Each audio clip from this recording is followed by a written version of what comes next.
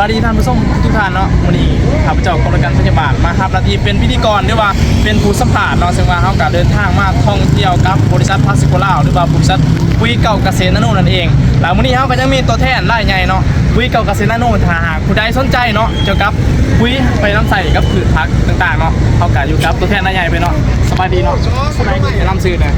สบายดีจ้าพระเจ้าซื้อร้านละมันสุริยะมาจากเมืองสุวรรณแห่งจังหวัดสันเป็นตัวแทนของบริษัทคาสโมล่าเนาะค่ะจำหน่ายปุ๋ยเก่าเกษตรเนาะ อยู่บ้านไหนดีเจ้า อยู่บ้านนุ่นพระเจ้าเนาะอยู่บ้านนุ่นพระเจ้าองค์สุมา อยากถามมาการที่เขาอยากมาเที่ยวคือทาเนาะถามมีคนสนใจอยากมาเที่ยวแบบนี้เขามีวิธีการแนวไหนเนาะอยากมาเที่ยวที่เนี่ย ถ้ายังมาเที่ยวกับบริษัทพาสโกเนาะง่ายๆเลยเจ้าเข้าเป็นเจ้าเกษตรกรต้องซื้อปุ๋ยใส่อยู่แล้วเจ้าซื้อปุ๋ยใส่น้ำบริษัทพาสโกล่านอกจากจะได้ท่องเที่ยวฟรีแล้วเนาะเพิ่นก็ยังมีกิจกรรมดีๆนะอย่างทุกๆเดือนให้เลยเจ้าเนาะ ก็นอกจากมาเที่ยวจังหวัดอีสานเหนือเนาะเขายังมีแผนไปเที่ยวไซต่ออีกฝากทางผู้ชมเนาะ นอกจาก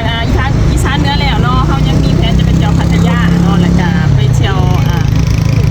เชียงใหม่เนาะแล้วก็หลายๆสถานที่เนาะที่ว่าโดยแม่นแล้วจ้ะตัวพัทยานี่ยังอีกโดนบอกเขาจะไปเที่ยว ประมาณเดือนที่ โอ้แปลว่าบริษัทเท่านี้พาเที่ยวตลอดเลยเนาะ แม่นทุกๆเดือนเลยเนาะถ้าสายท่องเที่ยวเนาะหาผ่านเลยจ้ะ ซื้อปุ๋ยซื้อกันเลยเที่ยวเนาะ แม่นเนาะ โอเค